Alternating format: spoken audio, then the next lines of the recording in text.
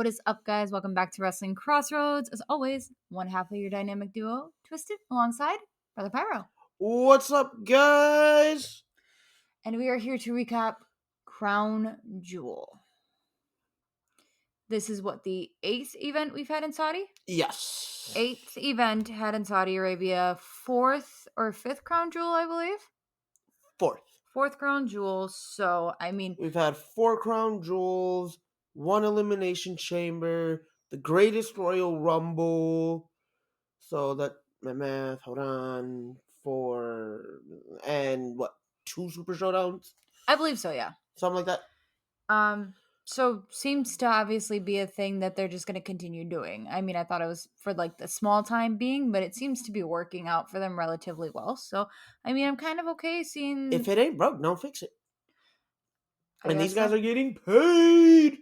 All right. So, you want to start us off? So kicking off the show was a battle of Goliaths, a battle of Titans, a battle of muscle. Lashley, Lesnar, Deuce. Mm-hmm. In what was a pretty short match. Yes. Lashley dominated most of this match. Pretty heavily. However, he did not pick up the win. Walking out of Crown Jewel was Brock Lesnar after a reversal of the Hurt Lock. Into a pinning combination. Which then infuriates Lashley, which leads him to attack Lesnar after. And I said it during watching this. I don't like the way that they ended this because they made, in my opinion, they made Brock Lesnar look weak. And they've made him look weak since losing Paul Heyman this time because of the fact that he has yet to really win any of his matches since losing Paul Heyman at his side. Since him turning his back and going with Roman Reigns. I mean, he won the Elimination Chamber without Heyman. But that's about it. And that's something that he's kind of used to considering his background. But aside from that, any wrestling match he's had, he hasn't won any. I mean, quite frankly, I don't think this hurt or helped either one of the competitors. I just feel like it made Lesnar look weak. At this point, though, what does it matter? He's showing up to get the paycheck and walking out. Like, he shows up about 3 times a year anyway. I mean, true, but at the same time, like, seeing Lesnar as dominant as he's always been, it's just kind of saddening to see that the Beast Incarnate is just kind of going downhill at this point. You know, even if it is just to kind of show up and get that paycheck, it's kind of sad that it's not the domination that I'm used to. I mean, that's fair. He is also getting up there in age, so. Yeah, I mean, I do agree with that. So jumping into the next match, we have the Women's Tag Team Championship on the line. Damage Control taking on Asuka and Alexa Bliss. Now, this, we did agree, was a very beautiful match. It was. A lot of back and forth. There weren't any spots where you were uninterested in this match. Overall, one of the better matches on this card, as you look at the show and its delivery. Mm-hmm. I mean, I totally do agree. And I mean, there were so many high points, and even when they hit their high spots, they still gave you time to kind of, come down off of it. So you had time to love the match. Yeah, you had time to breathe, digest what was going on. They didn't beg for the reaction. They didn't chase the hug. Yes. It was like everything was so naturally given to us. Yeah. I also want to point out that I am just loving that Saudi Arabia is opening its mind and its doors just a little more with each event and allowing the women to not only be featured, but be featured more, have more come over. Like we had our first lady ref in one of the Saudi events with this match, actually, which was great. And then just getting to see them, like, if you look at the evolution of their Saudi events and the women, every event has had a longer and longer match time. So they're getting a lot more screen time all over there, too. Which is beautiful. Which is huge. Yes. So midway through the match, it had kind of looked like Asuka had injured her knee. No actual update on that just yet that I have seen, Brother Pyro. Not that I've noticed, so I guess we'll find out more on Monday. All right. So jumping to the end of the match, Alexa Bliss was getting ready to go for her Twisted Bliss, where out of nowhere she was attacked by a person. Nobody saw who it was right away, and it ended up actually being Nikki Cross, which was Alexa Bliss's former tag team partner, thus helping Damage Control pick up the win and regain their titles with the distraction. I personally, I, I don't like the way that the women's tag team titles have been hot potatoed. Yes, Reminds me we of were the talking about that. 24/7 title, especially when it was like early on. Mm-hmm. And honestly, it's just I don't think it gives that. I don't think it gives those tag team titles a sense of relevancy, Mm-hmm. or like it makes it seem like it's not as important Yeah, I think that's to what you were the looking to the for. company. Which is really sad because these girls have worked their asses off to get them, Yes, and to see it just kind of second thought afterburner, um, it's unfortunate.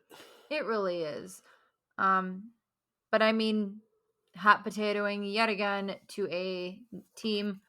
Damage Control walks out with your tag I mean, titles. granted, personally, again, they shouldn't have lost it on Monday. No, You like you hot potatoed it way too quickly. If anything, I could have seen them losing it today instead of on Monday instead of just on to read. Monday. Like, what was the point? There was none. What the hell? So take us into the next match. I know you're kind of excited about it. Two gladiators locked inside a steel cage. Drew McIntyre, Karrion Cross, in what was about what we expected. Um, well, they came out. They started strong. They I, did. I will say that the match started strong and then kind of slowly digressed downhill. There were a lot of really slow points where, like, even watching the match, you can tell, like, these men are damn near moving in slow motion, and it was kind of sad to see. That's what it felt like, honestly. Yeah, Um, and we weren't even. I mean, we're 2.5 matches in at that so point. like the Because crowd wasn't really burnt or anything. I think they just weren't giving the crowd a lot to work with. Personally, personally speaking, but as the match progressed, as we all know, the X Factor of Scarlett getting involved, did come into it. taking out the ref with pepper spray, and then Drew. Actually, Drew, then the ref. I just want to point out the fact that she didn't immediately go for the ref. I thought she went It for was it looked no. like she had hit the ref first, and then No, Drew. she used a majority of the pepper spray on Drew and then turned the attention to the ref. Okay. And then, closed the door and locked it and took the Yeah. key. That in the end really seemed to be more harm than good, as Drew said, "I can't go out the door. I'm just gonna go ahead and climb." And with the time that she had to unlock the door, Drew was already a majority down and out on the other side. Well, maybe had she not locked it, or even hesitated to unlock it, her man probably would have got the win. But did he? Nah, she messed up. So walking out of Saudi, tying this rivalry up at one match apiece, Mm-hmm. Drew McIntyre. So I'm excited to see what they do with a rubber match for this one. I'm excited to see it. I just personally, in my opinion, because I've seen Drew McIntyre work a ring so well and put over so many people, I have a feeling that the reason we didn't get much of a pop was because of Karrion Cross, because even when he was coming out, he really wasn't working the crowd. I mean, granted, yes, he is the heel in this, I but mean, he even with still him, wasn't working it. I mean, him being the heel, you got to take a Yeah. look at the character that he is overall, and you can notice that even in NXT, Yeah. his character never really worked with the crowd. That's what Scarlett's there for. But she didn't even work the crowd. She was I was more gonna say, and focused even then, on they minimalized her working the crowd as well. Like, he's not supposed to be that guy that goes out there to get the boos or get the yays from the crowd. He's supposed to be out there, this guy in the shadows, more or less, go in, get the job done, and be done. and vanish into thin air again to come back and do it again. Yes, but as a valet or manager, isn't Scarlett supposed to kind of work the crowd for him? But at the same time, neither of them really did a good job at that. It was kind of all left to Drew. Like I said, I think if you take a look at the gimmick, they did exactly what they were assigned. All right. I mean, me and you had both said they weren't working the crowd. I mean, I gotta put a majority of it on Karrion. In the match, you do still have to work, give the crowd something to be invested in, move wise, or even just yourself. Oh hey, yeah, that really hurt. But I think both men just kind of fell flat as the match went on. Yeah. I mean, I agree with you totally on that one.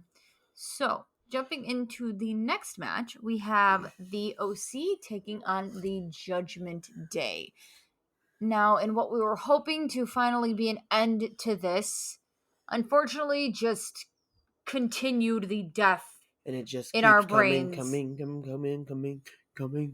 It won't stop. It won't. It just continues the broken record. This match kind of fell flat, but still pretty good tag team match all around. It definitely did its job in telling the story that it needed to progress this rivalry. I will state that. I was really hoping, like we had said in the pre-show, that we would have gotten, the answer to Miss Rhea Ripley. Yeah, the answer to Miss Rhea Ripley's problem, whether that being a Miss Mia Yim, like you were saying, or the rumors I was reading, which was Charlotte Flair coming back. Literally anybody at this point, just give us an answer. The OC needs to find an equalizer to Miss Rhea Ripley, because time and time again, she has shown why she is there with the Judgment Day, why she is the one factor that they literally can't touch. And that is the reason why they pretty much won this, is she got involved. Strength in numbers. I don't even think it's necessarily just strength in numbers, because you could have, think about the people that have gone against the OC. Or not the OC, the Judgment Day. You have stacks upon stacks upon stacks of people that would love to take out the Judgment Day. However, you have that one factor in Rhea, which is, you can't touch me. I'm a female. I have boobs. Don't do it. Explain that to Randy Orton, bro. Well, maybe they need Randy Orton on their side, so Randy Orton can RKO the hell out of her. I'm just saying, somebody. Because, he don't care. Man, woman, or child. RKOs are rated E for everyone. Yeah, you can ask Nia Jax that. That was absolutely beautiful. Or Stephanie McMahon. I was going to say, you can ask Stephanie McMahon. I think you can at some point ask Beth Phoenix. You can ask everybody. Yeah, you can ask Beth Phoenix. You can ask 90% of the roster going from 2002 to current. Right now. Somebody got an RKO story, whether it be man, woman, or child. Ask his own damn kids. I'd be entirely okay if they were to call up Beth Phoenix and be like, "Yo, they did this to Edge. You want to come and help us out?" Yo, put her sleep. Time to be done. But like we said, sadly picking up the win was the Judgment Day to then further them. And I know me and you were talking about the fact that they need to get their loss so that they can get a little bit repackaged, a little fixed. They kind of need it. So hopefully Monday tells a different story and we finally have that answer. Hopefully. Take us into the next match. All right, Undisputed Tag Team Championships are... Oh, I am sorry. I am one match ahead. Why are you giving me all the big boys, though? It's just the way that the match card fell. I should have had you start this. But anyway, going into a battle of giants. Plus, you is the big boy. Man! You is. That don't mean I gotta cover all the big boy matches. Come on. But if you look, you get another different match later on. You just can't read the match that skips over a match. I'm sorry. Okay, I got a little ahead of myself. Get into the match. All right, you had Strowman taking on almost the big guy. The really big guy. The Nigerian giant. The big guy that's usually with MVP. His very tall self. But anyway, again, real hard hitting, but not much substance. There wasn't like really anything there. Honestly, it was a very lackluster match. There was, I mean, there's as much back and forth as you can from a big guy match, but there was literally nothing. You saw almost similar to Lesnar Lashley, where for the most part, almost dominated the match. Like he Yeah. controlled a vast majority of this match. Yes, he did. He did a pretty good job at holding the ring. Finally. However, it helped him do nothing because he took an L and Braun Strowman is walking away, showcasing why he is the monster of all monsters. And why that's not just a gimmick name. Because he's a beast. He is. I mean, even after, his initial WWE release, which again, thank you, Triple H, for re-signing him, he was circling the indies as the Titan. That wasn't just a gimmick. This man is a badass. This man is a big boy and a badass to show it, so. Oh, yeah. But all right, let's move right along into the next one. So, jumping into this next one, as Brother Pyro had gotten us started on it, is the WWE Undisputed Tag Team Championship match. We have the Usos taking on Ridge Holland and Butch. And we had said at the start of this match, before on the pre-show, that if Ridge and Butch didn't win tonight, it was going to be the Usos versus the New Day on Friday. Yes. Either way, they were getting a title match, no matter who won tonight. New Day was getting their title match. Okay. So, that being said, starting up this match, you see the Usos kind of making their entrance, and you do see Jay's hand bandaged up. Was it Jay? It was Jay. Okay. I remember just because the name was a bit shorter, and Jimmy has more letters in it than Jay does. Michael Cole then makes an announcement via the commentary headset and says that Jay believes he has a broken wrist that was, pretty much happened during the European tour, and that he will be getting an MRI on it to see if it is officially broken Monday. So, yeah, earlier this week, he had suffered tour just doing, live events and whatnot. Yes. So he walked into this match not necessarily 100% against Ridge Holland and Butch. This match started to pick up what it could towards the end of, the show. I'd say it did a pretty okay job at kind of getting our attention back to everything after the kind of the lackluster of the matches in between.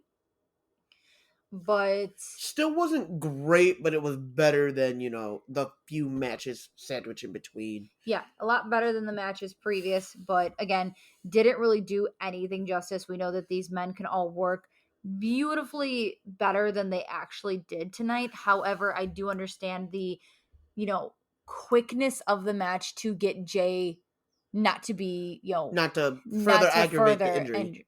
Not to further the injury. So walking out and still retaining their titles, the Usos. I am kind of hoping, me being the one that wants to see the titles taken off of them, I'm more or less hoping that, there could be an injury that takes him off for a while. I hate to see superstars injured or even just play it off that way, but I'd like to. But you're over here wishing injury upon a superstar. What kind of stuff is that? It's messed up, man. Shush your face. You know damn well that it could just have been a storyline, and that's why they write it off. You never know. Well, at this point, though, like, if you see, I don't think it was injury, because, like, why, he was fine leading up until the match. Yes. Until earlier this week. And, I mean, throughout this week, you really didn't see any of the bloodline. Exactly. So I don't think it's an actual injury. It could just be storyline. I think it might be injury. I mean, I think it might be legit. You never know. Take us into the next one. All right. Next match, we have Last Woman Standing. Yes. Bianca Belair defending her title against a Miss Bayley, who is looking to finally achieve some gold of her own, considering earlier in the night the rest of her Damage Control posse definitely regained their gold. In what was a very strong storytelling aspect of the match. They went back. It was a nice back and forth for a while. No real woman really seemed to have the upper hand. No, I think it was beautiful back and forth. There wasn't necessarily an upper hand at all. And you did get to see a lot more. I thought they had been all aggressioned out after Extreme Rules. I was wrong. I mean, there was a lot that, you could see still kind of aggression wise used between them, because I think it was more or less they had a bigger campus and they could actually leave more of the mat. I mean, I know you could in their ladder match, but at the same time, you couldn't go as far as they did Oh no! during Well, this. with this match, the decision didn't have to happen inside the ring. This is a ladder match. You still got to get the ladder set up in the middle of the ring. Yeah, so So there you got to wasn't have a enough. lot more liberties. There was a lot more playing field, I would say. Oh yeah, That's what a you're lot more looking to for. their advantage. Oh yeah, most definitely. Um, So let's talk about the ending. in easily one of the dumbest fashions, because I have no other way to put it. I think this easily ranks amongst one of my as my second dumbest way to end a last person standing match. Second behind John Cena Batista SummerSlam '08. I'm gonna duct tape your legs across around the ring And you can't get up. so you can't get up. Now, mind you, at like 10, 11 years old, I thought that was hilarious as shit, man. Like, it was funny. But now looking back at it, that was really just a lazy booking decision. That was. That was just a lazy way to end that match. And personally, I think Bianca winning this match the way she did was also a product of lazy storytelling. What she did was she pinned Bayley in between the ladder and stuck one end of the ladder underneath the bottom turnbuckle. Which ultimately made Bailey's legs more trapped than anything. She could get her upper body out, but it was a little bit harder to get her lower body out. And then we had the count of 10, which put Bianca as the winner. Yeah, I personally don't think like she truly was able to, keep her down though. Like it was just a lazy way to progress the show and keep it going. But I know one of the things me and you were also talking about when it comes to damage control is Bailey has yet to get the job done. So do you see this as them trying to kind of pull Bailey away Possible. I and give mean, them kind of a new leader? watching Raw and them starting to like convince Nikki to truly work with them, and then tonight where Nikki actually helped out Damage Control, I can maybe see Nikki kind of gunning for Bailey's position I mean, I as could see leader it of the too. group. I Because could see again, it too, especially if she were to, kind of get that match against Bianca and, maybe pick up the big one that Bailey's not able to. honestly, time and time again, Bailey has stepped up. Bailey has gotten stepped on, and she really has not been able to get the job done. And if you're going to be the leader of a group, and your lackeys are getting gold, why can't you? Right. So after that match, we did have a segment with a Mr. Bray Wyatt. He came out, stepped in the ring, and just kind of talked about how he is himself. He used to wear a mask, and how he. I am so sorry for that, guys. My apologies. I had an alarm set, so apologies on that one. Well, let's get right back into it. He came out, spoke about how he is himself. He had the mask, and how this is going to be him. It is not going to be anybody else that steps into this ring. And he, is kind of washing himself of all his demons. And then we had The Uncle Buzz, Howdy. Howdy? Is it Uncle Howdy. Uncle Howdy? Yes. Character basically appear on the Titantron calling him a liar? More or less saying, given if you hide yourself, then you'll be happy because you don't necessarily have to lie to them anymore. So I'm eager to see where this goes. I'm also eager to see when he's actually going to have a match again. I think they're going to pull a little bit more of this to kind of build it and maybe bring in the rest of the Wyatt Six before they allow him to have this match. And it's nice that we only get to see him on a very small basis. Oh yeah, right no, now. the him and little bits and pieces and little sprinkles here and there are absolutely fantastic right now. But I again, I am just excited to see him get back in the ring again after him being gone for so long, because I absolutely loved the way this man worked the Oh yeah. ring. This man was a fantastic in-ring talent, whether it be, pure wrestling skills or on the mic. Like, he was great. He was over. He knew And what he was doing. the thing is I think they're doing a great job, because they're like, when it comes to, even just using him for his promos as of right now, you get you get I don't necessarily know how to say this. You get excited to see him because he's not on every week. It's you're going to hear from Bray Wyatt this week, and then we're going to wait 3 weeks, and then you're going to hear from him again. But he's also going to be at this pay-per-view, so you're going to hear from him there, and then guess what? He's gone again. And the thing is, and I love that, like, episode after episode, week after week, they tune in. They have you, like, recap if you missed something. If you missed it, it's like, hey, we heard from Bray Wyatt on this day. Let's go back and show you, what he said, what happened. Yeah. And it's great to see that, And he's getting to be able to truly develop a character, truly develop a storyline. yes, I think that's what they're going to do for a Without while with necessarily being just thrown into something. And I think it's really smart the way that they're doing it. Plus, you also get the little snippets on weeks that he's not there of, his characters kind of coming to life. And so they get to also tell their own stories. It's not just him.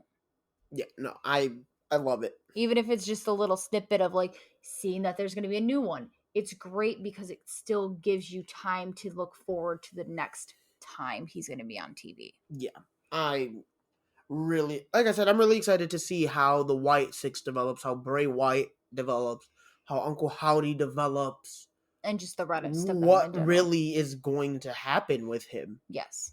Because, like, I think I speak for 90%, if not 100% of the wrestling fandom. What's next? Yeah. I mean, I'm ready for it. Shall we talk about our main event? We shall talk about one banger of a main event. So, are you okay if I announce it and then you can go and spew your love for this match?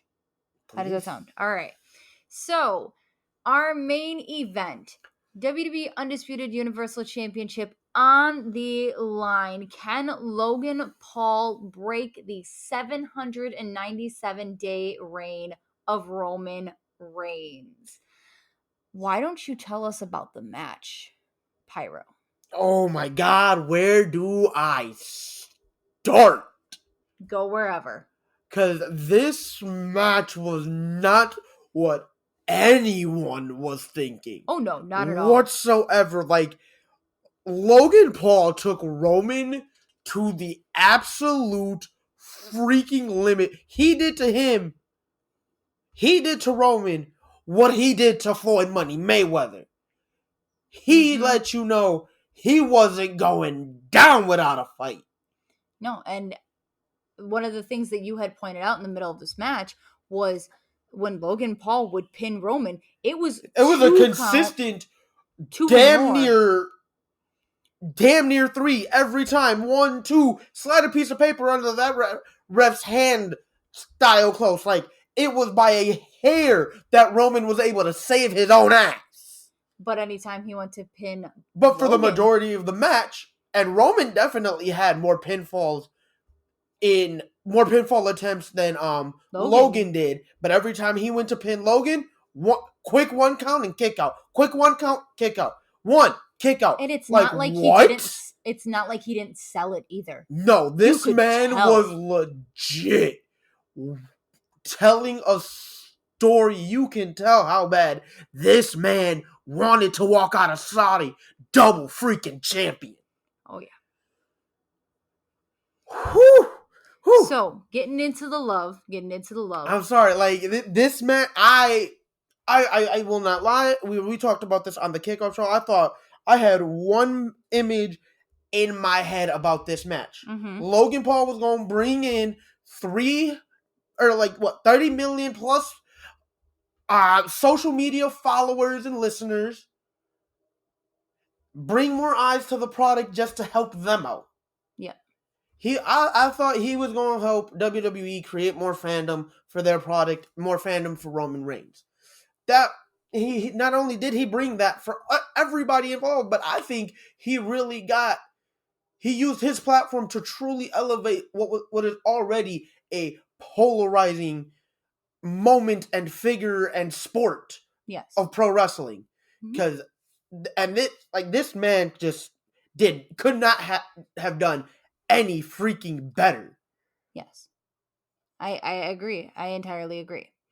You could tell the frustration time after time after time as that match went on in Roman's face. Like, what the hell do I gotta do, man? And even why? Even at the times where, Logan would pin Roman and Roman would kick out, he didn't do what other celebrities do where they're just like, oh, I'm just going to throw a fit, I'm going to walk away. No, he got back on him and he showed why he's here, why he called out Roman to begin with. Let's talk mid-match, the involvement of the family. I was getting there. Let's go. So they have their struggle on the outside, because eventually you knew this match was going outside. Set up on the announce table. First off, how this man just, decides, I'm gonna go to my media team sitting front row, grab a phone, and he legit records himself putting Roman through a table. Putting Roman through that announce table. Splash, crash. There with the table. That man did not lose grip of that phone.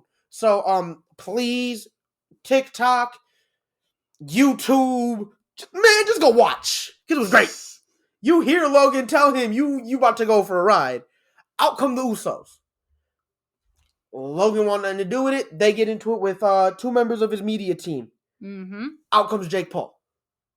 Out comes his pound for pound, one of the best rookie boxers right now. As soon as he can actually fight a real boxer, please. Because with the exception of Anderson Silva, he hasn't really fought nobody. Out comes him, takes out the Usos. After a while, you see him in the corner just cheering on his brother like, bro, you got this. Bro, you got this. Let's go. Let's go. Bring it home. Let's do this. Supportive little brother, bro. Great. Let's go. We all about the family. And this match was really all about family. Yep. Out comes Solo.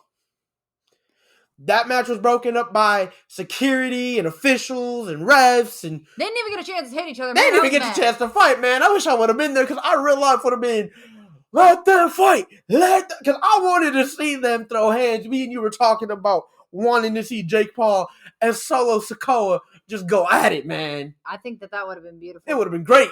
I would have loved it. Yeah. That would have been absolutely beautiful. Hopefully we get another chance to see this, because I want to see them go at it. Mm-hmm. I want to see Jake and Solo just throw hands, because that's what they do. They fighters. Friday night comes and all you see is the Paul brothers in there, and you got Jake calling out Solo. All right, we didn't get this chance game, bro. On Saturday. I'm game, bro, because like I said, bro, they have proven why they deserve to be in their positions, him and his brother. Yes, they have. Such a great deal of respect for the businesses that they are in, because they do not treat this like a hobby. They treat this like a passion. They come in. They have night and day, every day, putting in the work to really show, not only prove to themselves, but prove to everybody out here that's saying, oh, they don't belong. Oh, they're trying to change those minds. Yeah. And I think they're doing a really good job. Not only to especially Logan. Like, this is his third match in the company. I think he's earning more and more respect in that locker room. Oh yeah, he definitely is. He's definitely earning a whole hell of a lot more respect from his fans. Oh yeah, especially you who've been so hard headed, even against you're not 100%. I'm not the biggest fan of these celebrity. Mm-hmm. But that's because mentions. You're more. You love the older school too, because you grew up with it. But the celebrity mentions, you do give them respect where, hey, you can put asses in seats for these people when we're losing I love that, but at the same time, I don't care aside from there. And I honestly, that was my biggest my biggest thing about Logan Paul is I didn't think he was actually going to care enough to want to put in that work, to And really he want to do that. proved you wrong. I'm eating my words, and I am a solid believer and fan of a Mr. Logan Paul. Like, I'm not gonna lie, because if y'all watch the show, y'all know the outcome. Roman Reigns walked out of Saudi still champion, but even on his way out, you saw the look in his eye, like You saw the pain. you saw the pain and frustration coming out of this man. Like, how you win a match, but your look reads, I still lost. Yes. Like, I think he went in there underestimating the hell out of him, because he went in there thinking this was going to be light work. Logan Paul showed him, nah, you going to take me seriously. Oh yeah, most definitely. I don't care how I have to make it happen, but you going to take me seriously. Because like I said, I even thought it was going to be super one-sided. So, speaking of... There were those moments, though, where Logan really did have you thinking, this was his. This was his. He was going, man. It was just a paper. It was just a piece of paper. Bro, my heart breaks for him right now. So speaking of a Mr. Logan Paul, after the match, back in the trainer's office, he actually did get looked at. And as of right now, he has a torn meniscus, a torn MCL, and a potentially torn ACL. He said that it did happen halfway through the match, but he pressured on and he pushed through it. This man pulled a page out of Triple H's playbook. And to push through something like that shows that you have passion for this. Absolutely. Like, shows that you have heart, and I'd love to see him go for a title again and actually win it. Oh yeah, because it'd be beautiful. Like I said, this man pulled a page out of Triple H's playbook, get injured halfway through the match, knowing you should probably call it off, and went the full time length of his match, finished the match without, like, honestly, like, if he never would have took to social media and posted that, I don't think you would have known. I don't think anybody would have known until they probably would have brought it up on SmackDown. Oh yeah, most definitely. Nobody would have known. Because, like, you could not tell that he got injured in that match. No. He showed no signs of slowing down at all. No. Not at all. And I loved it. I love it. Well, guess what? Unfortunately, that is the end of our crown jewel. I think I'm going to go back and just rewatch that match a couple more times. We definitely know you are. So, Brother Pyro, tell the fans when they get to hear us again. All right, you get us back in about 2 weeks' time. November 19th. We are coming at you for Full Gear, AEW's last event of the year. Do you think it's going to be 15 matches? I pray to God it's not, because at that point, we may need to just break down that one Full Gear into like 4 episodes. At this point. Because, like, I'm not burnt. I love AEW. I love what they are doing, but I'm not burning myself out no more, man. No. I can't do it. I can't do it either. Because that's not fair to me. That's not fair to y'all. Trying to put in this work for y'all, and that's not fair to y'all, because then y'all getting me no energy. You getting a half-ass show. You getting a half-ass y'all dedicating yourself. Y'all spending y'all time to listen to us. This time out of y'all day. Why am I going to cheat you? Right. No, if you ain't gonna get the full Pyro effect, you ain't even getting half of it. Honestly, Brother Pyro comes in here 110%. He doesn't like you guys hearing us any less than that. So how many times have I told you we restarting this recording because I didn't think one of us was all the way in there. I mean, that's happened a couple times, our first couple, but I mean, we come to you pretty much live in person. We don't stop. We go through, which is unfortunately why we had the mishap with the alarm. So I apologize for that, and I will put a warning via that in the description. But thank you guys again for listening, for giving us your love, and for, supporting us so much to the fact that we literally made it to 30 and 31 episodes, and we will be continuing that for the rest of this year and into next. Oh, it's been one hell of a journey so far, and I cannot wait to see where y'all take us next, man. I'm so excited. So we will see you guys on the 19th. Have a good night, y'all. Laters.